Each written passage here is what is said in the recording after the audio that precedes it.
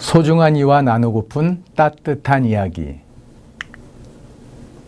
풀잎에도 상처가 있다는데, 이 책의 저자 이창수입니다. 이 책이 당신에게 따뜻한 선물이 되면 좋겠습니다. 인생이라는 영화의 주인공은 세간의 이목을 집중시키는 유명인들이 많이 있습니다. 정치인, 경제인, 연예인, 또 스포츠 스타, 이런 유명인들의 일거수일투족은 좋은 일이건 나쁜 일이건 많은 사람들의 관심을 받고 있습니다. 하지만 평범한 우리들의 삶은 어떻습니까? 우리들의 삶은 별로 관심을 받지 못하고 있습니다. 하지만 우리들도, 이 평범한 사람들도 그들 인생에서는 주인공이고 수많은 사연과 상처를 가지고 있습니다. 여러분의 인생을 다룬 영화에서의 주인공은 과연 누구입니까? 말에 베인 상처는 칼에 베인 상처보다 아프다고 하는데, 사람들은 가끔 어떤 사람의 일거수일투족을 난도질하기도 합니다. 그러면서 던지는 말, 아니면 말고, 또 사실 여부도 확인하지 않고 던지는 말, 아니면 말고, 이런 말은 무책임한 말의 최고봉이라고 할 수 있습니다. 어떤 말을 하느냐보다 어떻게 말하느냐가 더 중요하다고들 하지만, 어떤 말을 하건 어떻게 말을 하건 간에 말의 칼날에 베이면은 아픈 상처를 남깁니다. These too shall pass away. 성공자의 과거는 비참할수록 아름답다라고 하는 말이 있습니다. TV 프로그램 미스터 트롯이라는 프로그램에서 13살 된 어린아이가 보릿고개라고 하는 노래를 아주 구성지게 불렀습니다.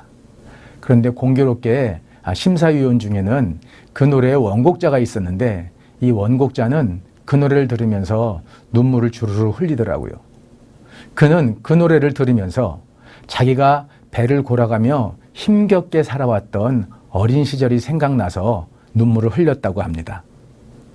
사람들은 누구나 자신만의 힘들고 어려운 시기를 겪지만, 힘들고 어려운 시기를 겪더라도 너무 실망을 하지는 맙시다.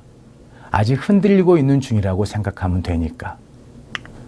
도종환 시인의 노래처럼 흔들리지 않고 피는 꽃이 어디 있으랴. 이 세상 그 어떤 아름다운 꽃들도 다 흔들리며 피었나니. 그럼에도 불구하고 지금이 참을 수 없을 만큼 힘들다면 랜터 윌슨 스미스의 시 제목에 기대어 봅시다. These too shall pass away. 이 또한 지나가리라. 천천히 보면 다른 게 보인다. SRT는 우리에게 편안함과 빠른 속도를 선물해 줬습니다. 하지만 차창에 기대어 편안하게 흘러가는 주위의 풍광을 바라보는 그런 여유는 가져가 버렸습니다. 어느 노르웨이의 겨울산을 제가 가본 적이 있는데, 그 겨울산은 완전히 눈의 나라 그 자체였습니다. 영화 겨울왕국의 주인공 엘사가 손을 뻗어서 여기저기 뻗어서 눈을 뿜어댄 것과 같았어요. 그런데 이때 만약 이곳을 SRT와 같은 속도로 빠르게 지나갔다면 어땠을까요? 뭐든 천천히 보면은 다른 게 보입니다. 흘러가는 한강물만 해도 마찬가지입니다. 물만 흘러가는 것이 아니고 여기에는 햇볕도 얹혀 있고 바람도 실려 있고, 그리고 물에 비친 하늘도 흘러갑니다. 가끔은 거북이처럼 느린 걸음으로 걸으면서 주위를 둘러봅시다. 그러면 인생의 바다에 숨겨진 귀한 보물을 찾을 수 있지 않을까요? 내가 선택한 길에서 오래전에 인생극장이라고 하는 프로그램이 있었습니다. 어떤 것을 선택해야 되는 순간에 이것을 선택할까 저것을 선택할까, 그 두 가지 선택을 했을 때 각각의 경우에 대해서 어떤 차이가 있는지를 비교해보는 그런 프로그램이었습니다. 우리는 살아가면서 인생의 많은 갈림길을 경험하게 되는데, 인생의 사거리는 강남역 사거리나 도로의 사거리처럼 이정표가 없습니다. 이정표가 없다는 것은 무슨 말인가요? 그 길을 걸어가면서 새로운 길을 만들어 가야 한다는 의미입니다. 우리가 선택해서 새로운 길을 만들어가는 과정에서 어려운 일이 있을 때 우리 자기 자신을 칭찬하고 격려해 줍시다. 힘든 일이 있을 때 그래, 잘했어. 힘들어도 잘 참으며 왔잖아. 가다가 넘어지면 다시 일어나면 되잖아. 이렇게 따뜻하게 자기 자신을 칭찬해 줍시다. 덕분에 챌린지, 요즘 많이 들어보는 말이죠.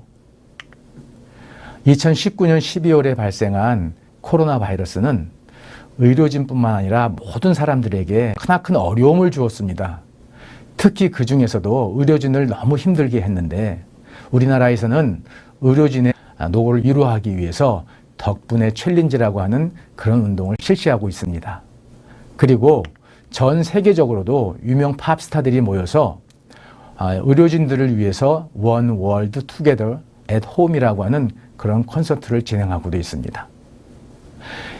이런 소식들은 당사자들뿐만 아니라 이것을 보고 듣는 모든 많은 사람들에게 따뜻한 위로를 줍니다. 그리고 이와 같은 소식을 다룬 언론에는 긍정의 댓글들이 무수히 달려 있습니다. 긍정적인 말은 우리들에게 에너지를 줍니다. 지친 나그네가 쓰러져 있다가 신선한 샘물을 발견했을 때 기운을 얻는 것처럼 긍정의 에너지는 우리들에게 큰 에너지를 줍니다.